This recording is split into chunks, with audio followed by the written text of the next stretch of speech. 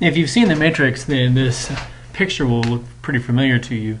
I think what I want to start this lecture off with is this simple question: would you choose to have your brain treated with a chemical hormone that would make you happy all of the time?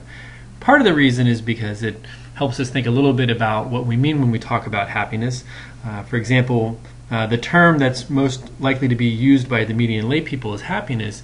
But to positive psychologists, happiness is a very specific emotional construct. And when we think about the different types of dimensions of well-being, happiness is really just one of those particular types of dimensions. We'll use words like affect and moods and emotions, life satisfaction, and even eudaimonic well-being. And we'll talk about that throughout this lecture. So first off, a couple of quick definitions that positive psychologists used. Affect is really a person's immediate physiological response to a stimulus. It is what we sort of categorize as either painful or pleasurable, and as a sort of physiological response to something that's occurring. While as emotion is when we actually become aware of the painful or pleasurable experiences, and we associate that with an evaluation of the situation. And so that evaluation of our affect is what really impacts our well-being, what we consider positive or negative emotions. And if you experience lots of positive emotional states, this is what we refer to as happiness. And so when we talk about happiness, we're talking about something very specifically that's emotional, sort of an emotional balance between lots of experiences of pain and lots of experiences of pleasure. Life satisfaction, on the other hand, is an evaluation of your life, and essentially an evaluation that your life is really going well. And so for at least the content of this lecture, we're going to think about happiness as a positive emotional state, and it's important that we note that both happiness and life satisfaction are defined subjectively or by the individual. Here's a very typical measure of emotions. It's the PANAS-X. It was developed by Watson and Clark in 1992. You can see the instructions there. And basically what you do is you just rate how intensely you experience the sort of different content of emotions, like cheerfulness and disgust and sadness and calmness and even happiness. What's important here is to think about, and what was really sort of the goal of the PANAS-X, was really to measure two different dimensions of affect, that being valence if the emotion is either positive or negative, and arousal, whether that the strength of the emotion is either very high or very low, very, very intense or very, very weak. When we think about all of these things together, what we'll come up with is that essentially that's the combination of positive affect, of general life satisfaction, and it's the absence of negative affect, which is our definition of subjective well-being, the sort of emotional well-being or even happiness, your appraisal that's sort of capturing the essence of well-being. And that's the one we're really going to focus on for this lecture series here. There's some other objective approaches by Riff and Keyes, really looking at social well-being and psychological well-being, at least for the purposes of this lecture. They will not be the focus. Now, if we think about the history of emotions, there's a couple of things that are really important, and that historically there's been much more attention paid to negative emotions, and part of the reason is that because even though physical stress really harms the body, it's always been assumed that stress and essentially all negative emotions have survival value for humans. And that's one of the major reasons that we focused on them, this sort of evolutionary advantage in having certain types of emotions.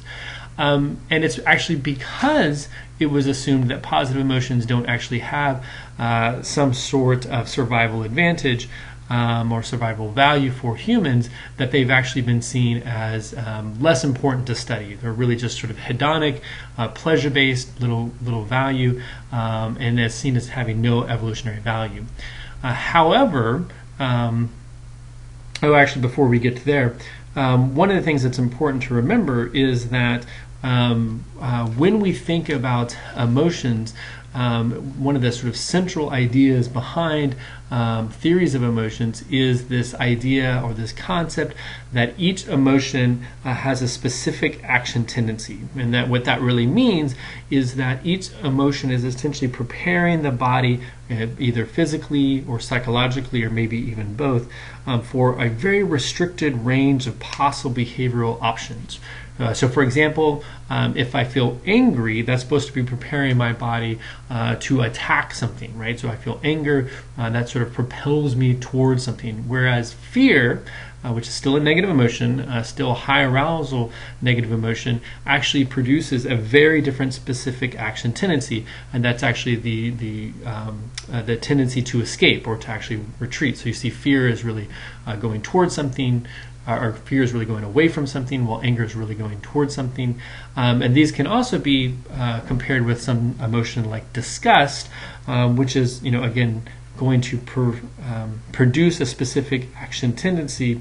And this action tendency is the urge to sort of expel or to sort of get rid of or to get out of your system.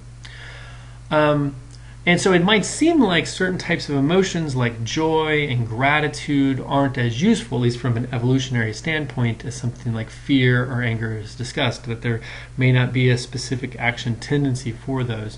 But this sort of begs the question, if positive emotions didn't promote some sort of survival advantages, then what good are they, and why did they stay in the system as they are?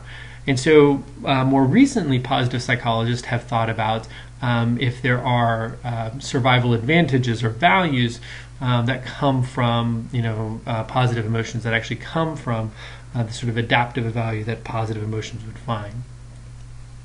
Alice Eisen in the early 90s was really the first to sort of think of this idea of what is the sort of use or the function of positive emotions. And the sum of all of her research can be really shown that when people are actually induced to experience positive emotions, they are much more likely to actually have specific action tendencies.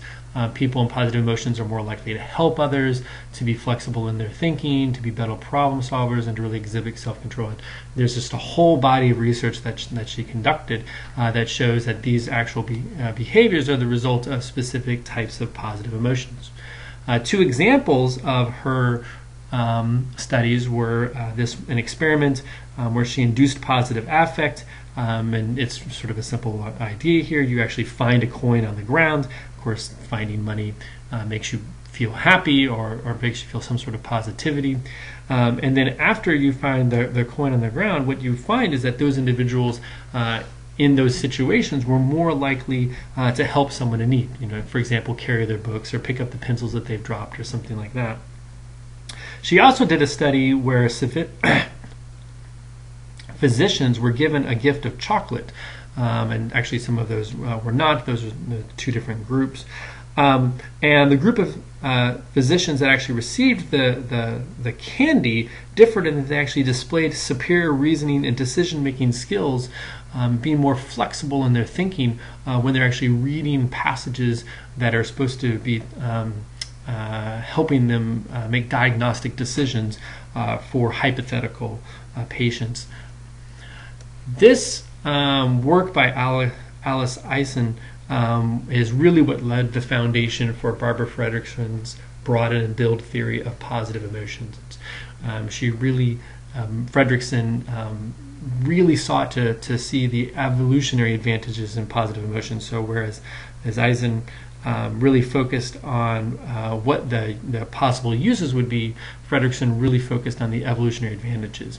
And the sum of her theory, which is what we'll really be speaking about in the second half of the lecture, is that positive emotions have evolutionary advantages in that they really broaden your thought action repertoires. That sort of make you sort of see the world in bigger space.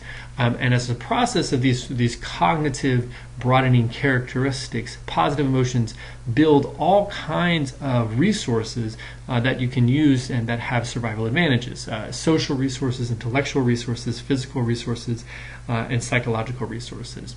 And so what we're going to do is in the first part of the lecture here, and then we're going to talk about the broaden and build theory in the second half of the lecture.